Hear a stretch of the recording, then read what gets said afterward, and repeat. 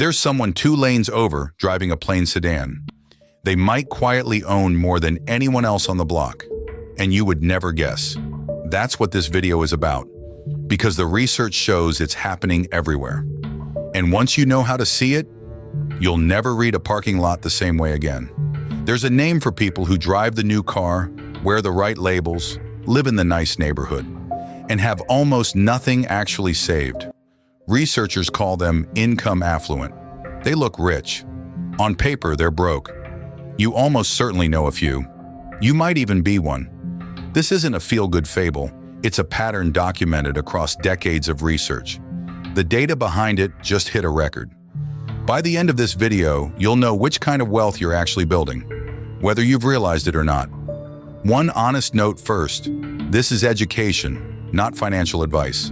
Just the psychology and the patterns behind how wealth really behaves. Here's the mistake almost everyone makes. We read wealth off the surface: big house, big car, big watch, and our brain fills in the word rich. But those are signals of spending, not of wealth.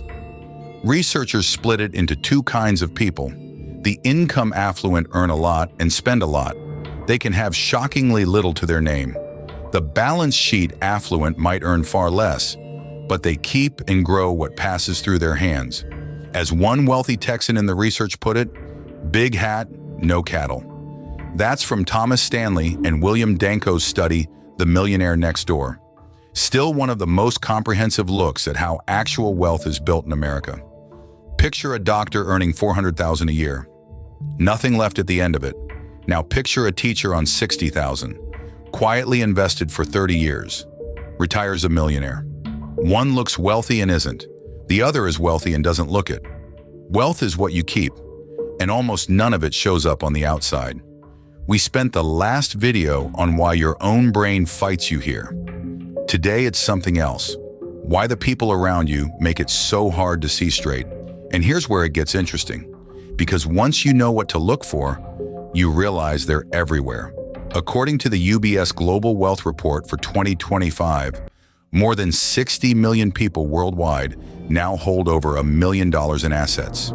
The everyday kind, 1 to 5 million in investable assets, has more than quadrupled since the year 2000.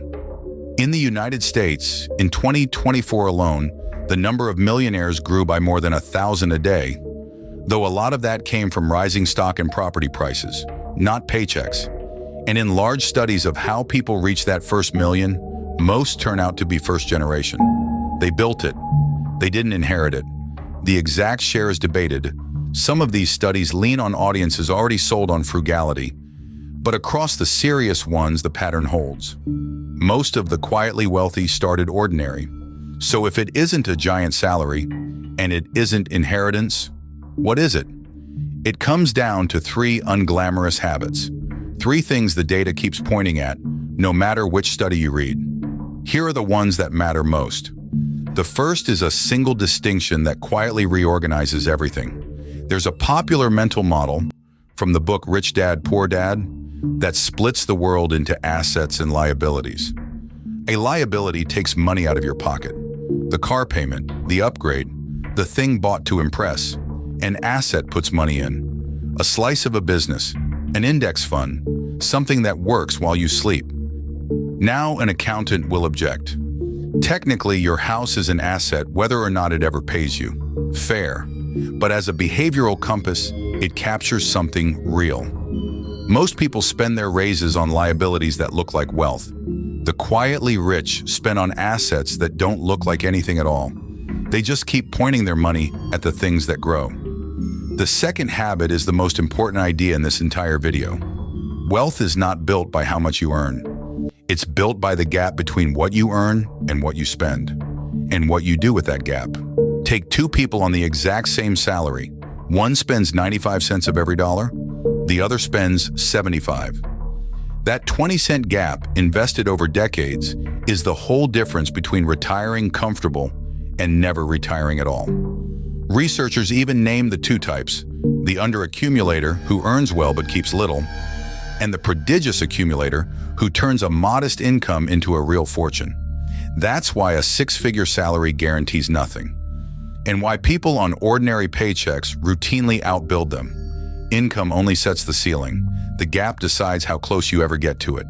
Remember that word, gap. We're going to come back to it. The third habit is the strangest one. The quietly wealthy don't just resist the urge to show off. They treat being invisible as the strategy. When a raise lands, they don't upgrade their life. They keep the old car on purpose, and they let the extra flow straight into assets, where no one can see it. Because the two goals genuinely pull against each other. Every dollar spent proving you're rich is a dollar that is no longer working to make you rich. They simply decided which one they actually wanted. They'd rather own the ranch than wear the hat. And that decision, invisible, unglamorous, made once and then repeated 1,000 times, is the whole engine. Let's make that concrete, because the math is the whole punchline. Say you skip just one status upgrade. You keep a reliable car instead of trading up for the shinier one. It frees up around $400 a month. Put that into a plain index fund. Leave it completely alone. At historical average returns, and to be clear, an average is not a promise, that one boring decision can grow into roughly $400,000 over 30 years. That is the quiet magic. The wealthy next door didn't make one brilliant move. They made 1,000 boring ones. Then they did the hardest thing in modern life. They left the money alone and let time do the work. No lottery ticket, no hot stock, a gap, an asset, and patience almost no one develops. So why would anyone choose to look broke when they could look rich? Because they figured out what the money was actually for. The person flashing wealth is renting approval, a feeling that evaporates the second the audience looks away. The quietly wealthy bought something else with the same money. Options, the freedom to walk away from a bad job, to absorb a shock, to say no. They don't feel poor in the old car. They feel free. So look one more time at that plain sedan 2 lanes over. Now you know what its driver might look like on a spreadsheet and what the shiny one might be hiding. Real wealth was never the watch or the car or the house on the hill. It's the quiet power to choose your own life.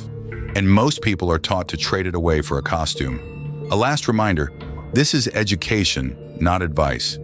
Everyone's situation is different. Nothing here is a recommendation to buy or do anything specific. So here's your challenge. I call it the invisible dollar test. This week, look at your last 30 days of spending. Find $1, just one recurring dollar, that is working to make you richer while you sleep. If you find it, write it in the comments. If you can't find it, write that instead. Because knowing the gap is how you start closing it. And tell me this, what's the most convincing rich costume you've ever seen, and what gave it away? I read every single one. And if you know someone who's working hard but has almost nothing to show for it, send them this. It might be the most useful few minutes they spend this week. This is the kind of money education that should have been taught in school. That's exactly what this channel is for. Every week we take the machinery of money apart, the psychology, the history, and the people who quietly beat it, so you can see exactly how it works. Subscribe and don't miss what's coming next. Build quietly, stay curious, and start spotting the fortunes hiding in plain sight.